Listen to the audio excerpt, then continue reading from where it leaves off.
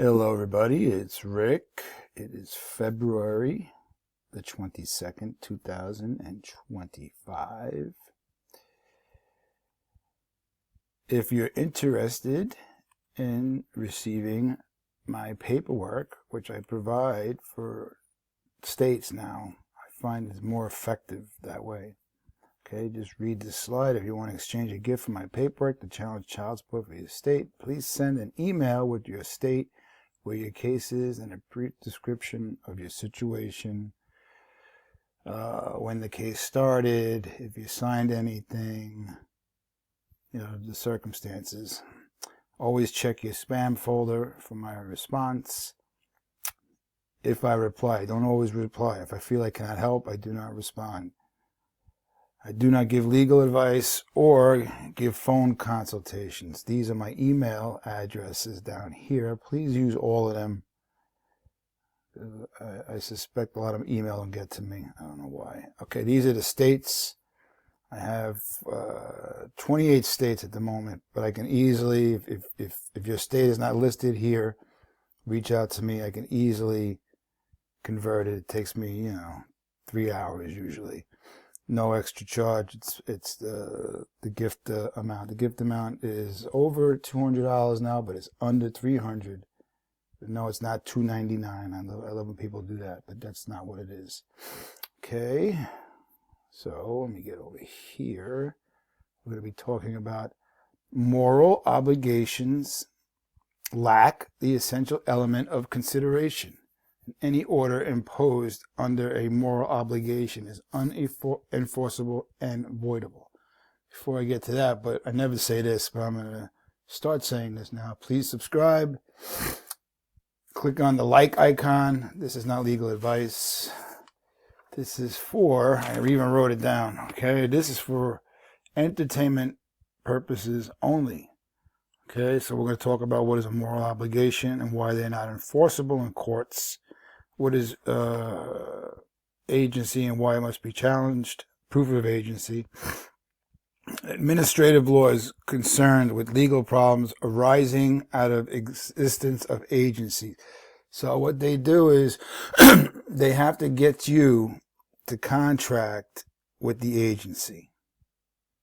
Okay, you're a third party. They try to bring you in and get you to contract with the agency. The agency is usually representing the state, or they could be representing the mother or the father, but I'll get to that. Okay, so you have to have an agency relationship before administrative law takes over. But unfortunately, the way these statutes work, they're written in a way that you have to defend every fact, or you have to prove every fact. It doesn't exist.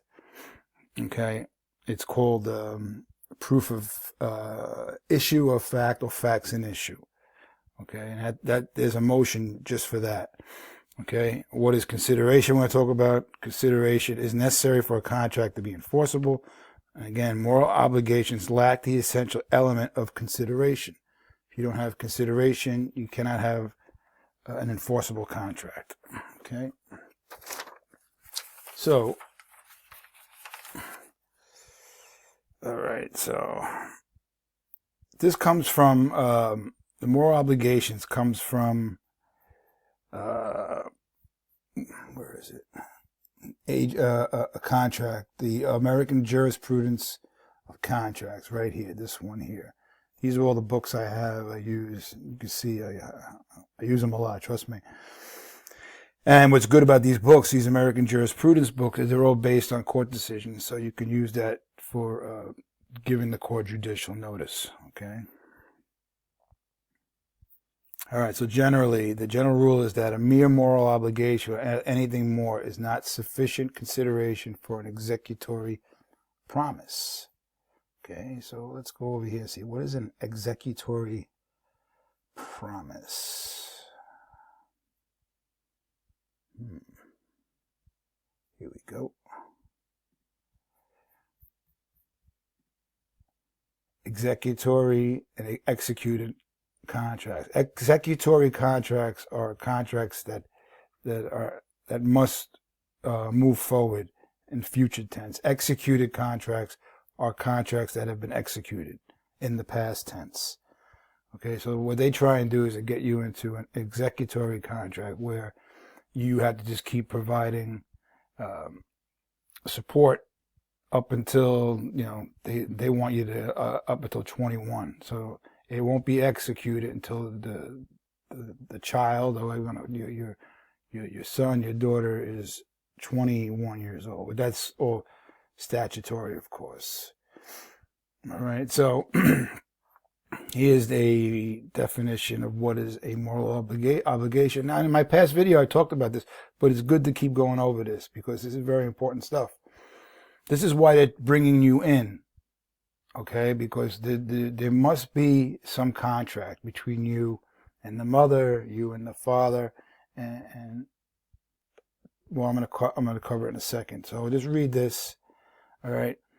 A duty that is based only on one's conscience and that is not legally enforceable, an obligation with a purely moral basis as opposed to a legal one. Anytime you see the word legal, is a contract involved. In contract law, moral obligation may support a promise. A promise arises out of a contract. In the absence of traditional consideration is usually a marriage. Okay, so when you get married, you're making a promise. I take you to you take it. That whole thing that you've seen on television, or if you've gotten married, you know all about it. So it's a promise. All right, that's called a traditional consideration. But only if the promisor has previously received some actual benefit from the promise. It has to be a little give and take. Okay.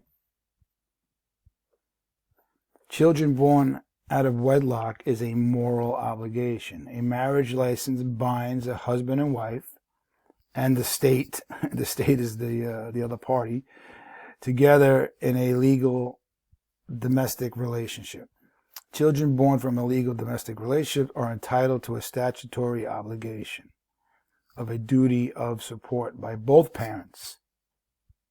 Okay, but they only focus on usually the father or the mother. If it's the mother, maybe the mother is working and the father's on welfare. How this works is the majority of the time is if the custodial parent, we'll call it, applies for public assistance welfare, and as part of the agreement with the state to receive public assistance, they have to cooperate with the state. They have to, in some states, you have to apply. Well, the way it works, that you have to apply for child support, and you got to cooperate. You got to provide as much information as you know, but you have to cooperate. And what that means is that their credibility comes into being challenged. Okay, their credibility, they're biased because they have a financial outcome in the hearing, because they're only there to cooperate. Because a lot of times, I've gotten many emails where people are like, Rick, she's trying to cancel, but they won't let her, that because she's on welfare. Okay, she's on welfare, so she cannot.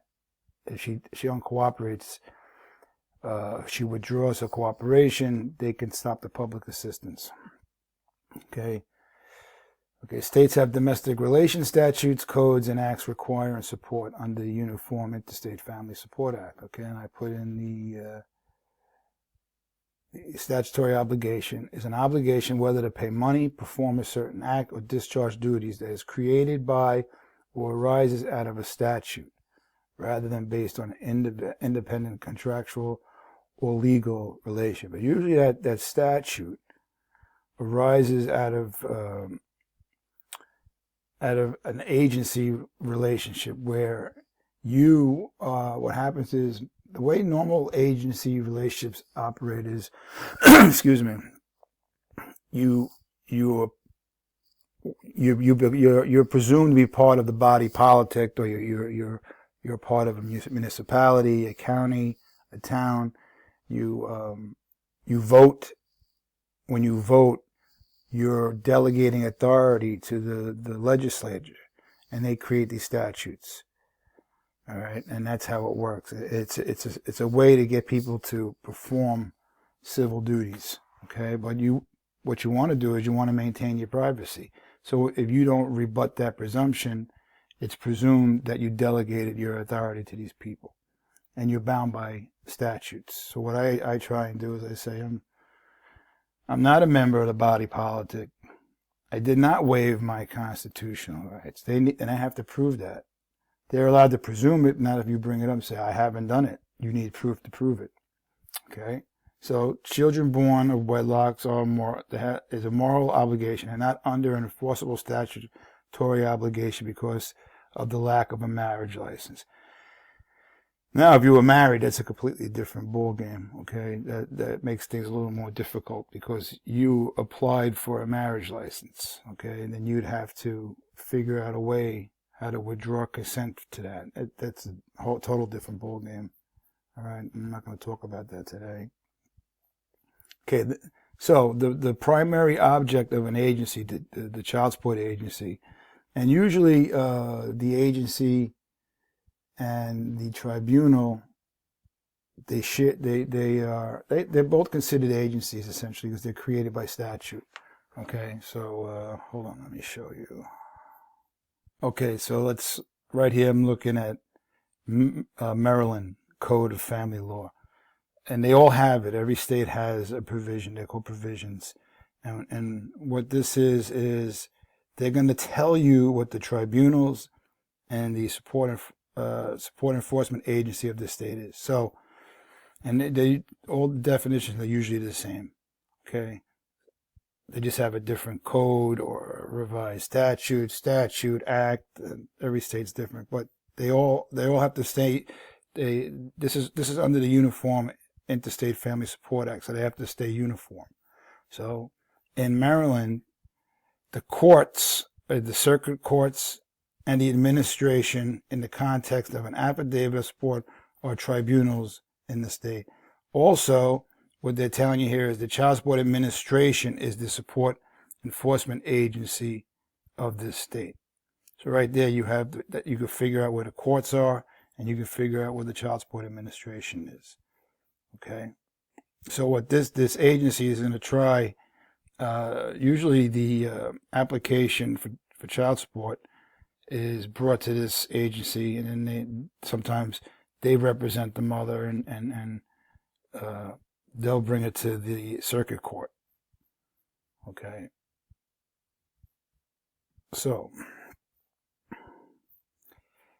again, the primary object, here it is. Agency is ordinarily but not necessarily a contractual relationship. That is to say, while it is necessary that the parties expressly or impliedly consent to the relation, it is not necessary that the parties expressly or impliedly consent to the relation.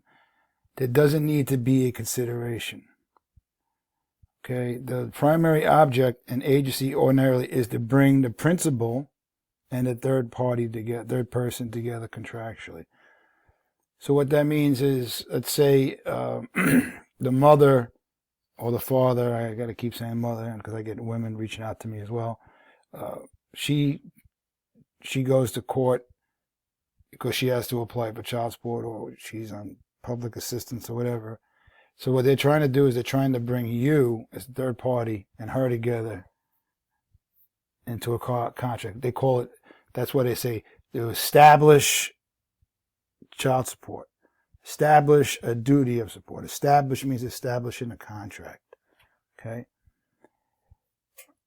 All right, so necessity of consent. This is between the principal and the agent. Usually, those two have to have a contract together. Okay, so if it's the mother, there has to be she signed papers with the agent, who would be the support agency, or the agency involved with the public assistance. Again, so. Here we go. I clicked on the wrong one. All right. So look, the primary object of an agency, and I said, is to bring the principal and the third party together contractually. So look, this is one of the reasons why. This is a Supreme Court decision. All the powers of the government must be carried into operation by individual agency, either through the medium of public officers or contracts made with individuals. You would be the individuals, or the medium is the public officers representing the state.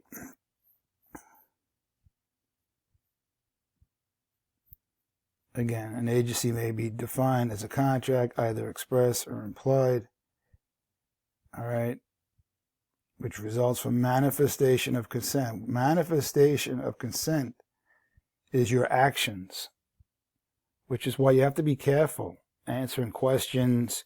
You don't have to be rude. Say, I do not wish to establish an agency relationship. I'm not delegating authority, things like that. But if you answer questions, you're very submissive, you're manifesting consent. So I'm going to let you guys read these. Oh, this is an important one here.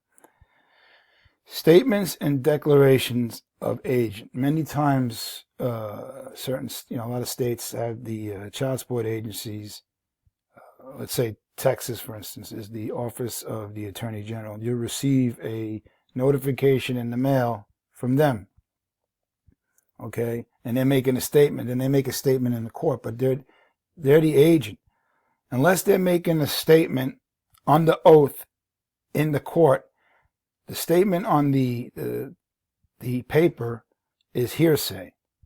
Hearsay is not admissible as evidence. So the whole thing is, everything with hearsay is you have to object to it. So right here I'll show you. However, it is only when the statements are offered for such purpose that they are subject to objection.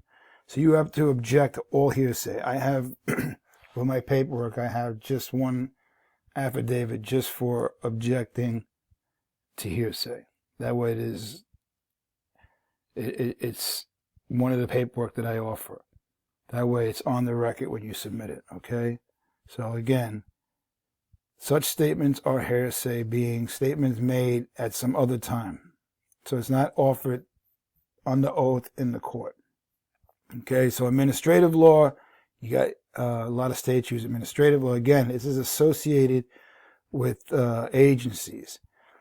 All right, so administrative law is concerned with the legal problems arising out of the existence of agencies.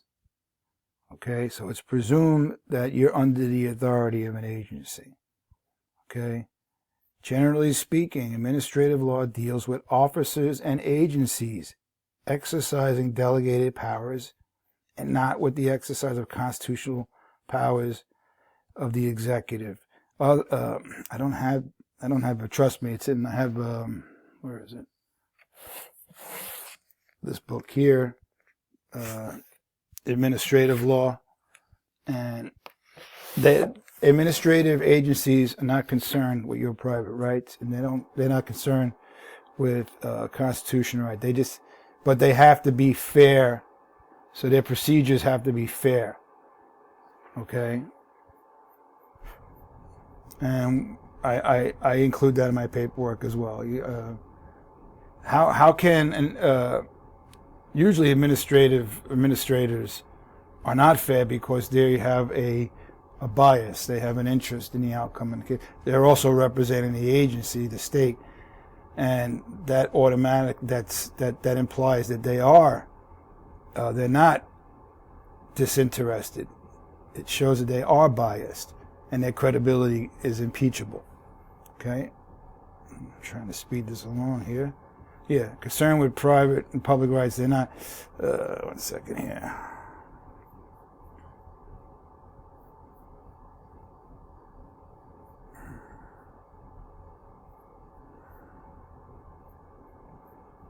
It's a little easier to see.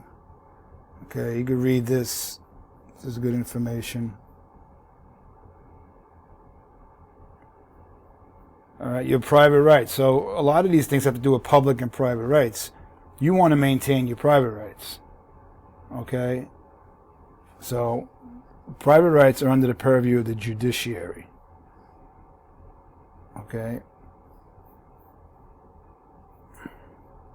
This is the definition of consideration. If you don't have consideration, you don't have an enforceable contract. Okay? And what a consideration is, in its widest sense, is the reason, motive, or inducement by which a man is moved to bind himself by an agreement. It has to be reasonable. Why would you do that? So a lot of these, like my favorite is when you sign the acknowledgement of paternity in a hospital. I've mentioned that in the past video. Like, there is no consideration there. I mean, what is your benefit? They get you because you're the 99% of the people signing it is doing it out of a moral reason.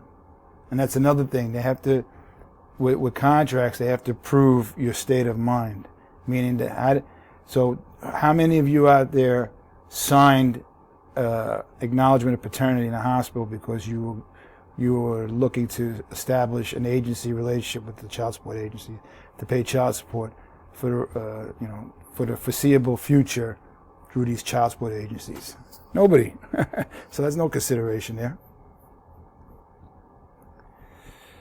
All right, so here, this is from, again, the American jurisprudence. Contract. It is well settled as a general rule that consideration is an essential element of and is necessary for enforceability or validity of a contract. Okay, you could read this, but it has to be a part. There's no consideration, there is no contract. Okay. Here's moral obligations lack the essential element of consideration. And any order imposed under a moral obligation is unenforceable and voidable. So this is why they try to get you to come into court, and they a lot of times they'll try and get you to sign things. They'll threaten you. You just have to stand your ground. Say no, thank you. No, thank you. I do not wish to enter into a contract with you. Okay, and again, I do these videos. Yes, I provide paperwork. Yes, I ask for a gift because my time and energy, that's what I like. Most people, your time and energy is in exchange for money. So, I love, like, I've seen some of these videos out there where, like on TikTok, like, these gurus, they if you expect everybody to provide things for free, you're going to be waiting for a long time. Most people's intention is financial. I'm just not a greedy guy. I don't ask for a lot of money. Okay? Again, there's people out there selling my paperwork for much more than what I ask. So, anyway. So, all right. So, let's move here. Read that definition. Definition of a contract. Definition of a promise. That's a promise is the promise to do or not do something. It's necessary in contracts. We showed you this before. Executory and executed contracts. Void or voidable contracts. Okay. Now, voidable contracts, the person who the contract is imposed upon or who is coerced into entering, they have to void it. Okay, so you could read this. And again, this is how you contact me. These are the states. If you're still here at 24 minutes. Yeah, I tried to make it quicker this video. I try not to talk as much. All right, I just hope everybody's doing well. And again, I'm having pretty good success with these paperwork, especially people who are in the beginning stages. That's the best time to stop these people. A lot of times people, have child support for years. It's very difficult to undo these things, okay? So, anyway, you guys have a great weekend, and I'll be back soon because I've already started the next video. Okay, so I won't be gone for 3 months this time. All right, guys. Talk to you soon.